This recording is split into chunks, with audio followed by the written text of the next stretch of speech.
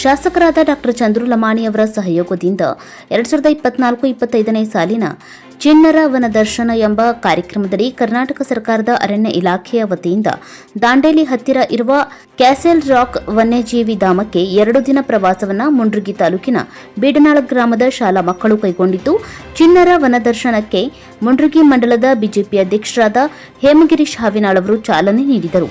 ಈ ಸಂದರ್ಭದಲ್ಲಿ ಮಾತನಾಡಿದ ಅವರು, ವಿಶೇಷ ಕಾರ್ಯಕ್ರಮದ ಮೇರೆಗೆ ಕರ್ನಾಟಕ ಸರ್ಕಾರದ ಅರಣ್ಯ ಇಲಾಖೆಯ ವತಿಯಿಂದ ಇಡೀ ಕ್ಷೇತ್ರಕ್ಕೆ ಕೇವಲ ಒಂದೇ ಯೋಜನೆ ಬಂದಿತ್ತು.